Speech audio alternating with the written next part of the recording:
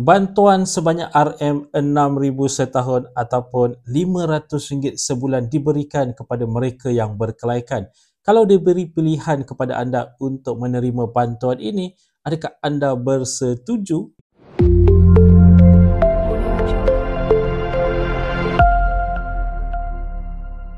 Assalamualaikum, salam sejahtera. Jumpa lagi di channel Herwan Nebi. Okay guys, pada mereka yang belum lagi subscribe ke channel ini, jangan lupa tekan pada butang subscribe, tekan juga pada butang loceng.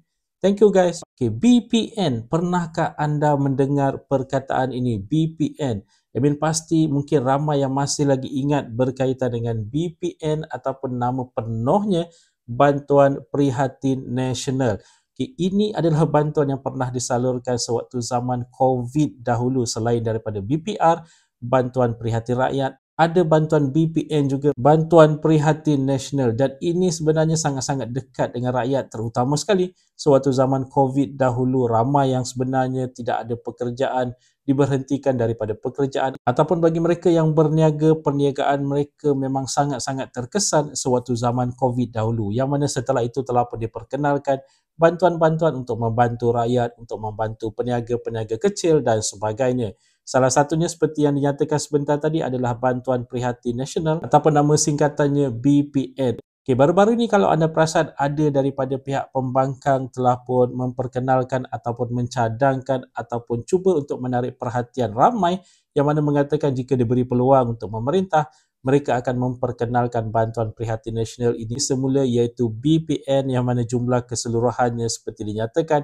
adalah RM6,000, bermakna setiap bulan diberikan sebanyak RM500 kepada mereka yang berkelayakan. Okay, tapi harus diingatkan, ini hanyalah cadangan yang telah pun diutarakan oleh pihak pembangkang, terutama sekali baru-baru ini kalau anda perasan ada berlaku sedikit perubahan terhadap pembayaran STR pada tahun hadapan, yang mana jumlahnya dikecilkan sedikit dan jumlah yang terkecil itu disalurkan menerusi SARA 2026 nanti. Yang mana penggunaan SARA ini seperti ramai yang sedia maklum tidak akan diberikan secara tunai, tidak dimasukkan ke dalam akaun bank, tetapi penggunaannya adalah melalui MyCard seseorang itu, yang mana mereka boleh pergi ke kedai-kedai yang disenaraikan, beli barang-barang yang disenaraikan menggunakan amount yang berada dalam MyCard mereka itu.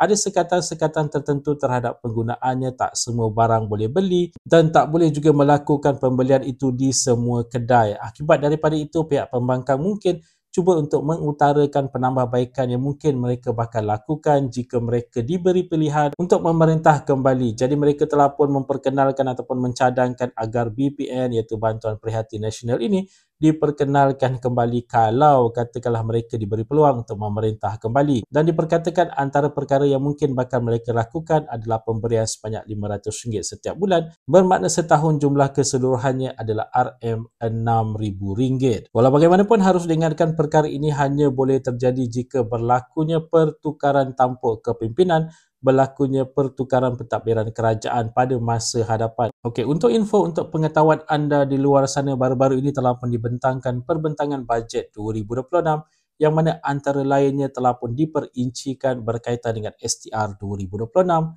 SARA 2026. Seperti yang dah banyak kali Amin terangkan dalam video-video sebelum ini, untuk STR 2026 itu terutama sekali untuk kategori isi rumah, ada pengurangan amount jika dibandingkan dengan amount yang diterima untuk tahun 2025. Amount yang terkurang itu adalah sebanyak RM300, tapi RM300 yang terkurang itu disalurkan dalam bentuk SARA 2026. Yang mana SARA 2026 kalau diikutkan untuk kategori isi rumah selain daripada miskin dan miskin tegar, tahun 2025 hanya bermula daripada bulan April 2025, tapi untuk tahun 2026 nanti akan bermula seawal bulan Januari 2026, menyebabkan jumlah keseluruhan yang bakal diterima adalah RM1,200 untuk kategori isi rumah, RM100 darab dengan 12 bulan. Kalau dibandingkan untuk tahun 2025, SARA yang diterima untuk isi rumah adalah RM900 daripada April ke bulan Disember, RM100 darab dengan 9 bulan. Jadi RM1,200 tahun 2026, RM900 tahun 2025. Ada perbezaan RM300 di situ. 300 itu sebenarnya adalah penyerapan daripada amount STR. Seperti diberitahu sebentar tadi, ada pengurangan RM300 secara umumnya untuk kategori isi rumah pada tahun hadapan untuk STR 2026. Untuk kategori bujang warga emas, kekal sebenarnya amount untuk STR RM600, amount untuk SARA RM600 juga, iaitu RM50 setiap bulan.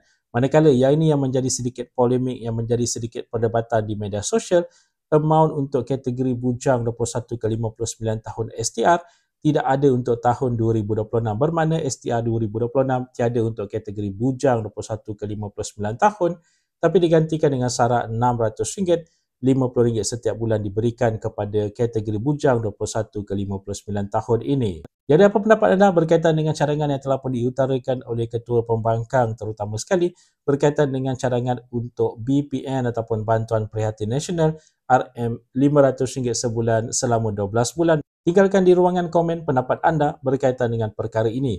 Jadi guys, itu dia tadi sedikit sebanyak perkongsian di dalam video pada kali ini. Jika anda ada sebarang komen, sebarang pertanyaan, anda boleh tinggalkan di ruangan komen di bawah. Dan kepada mereka yang belum lagi subscribe ke channel ini, jangan lupa tekan pada butang subscribe, tekan juga pada butang loceng. InsyaAllah kita berjumpa lagi di video yang akan datang. Stay safe, stay healthy. Assalamualaikum.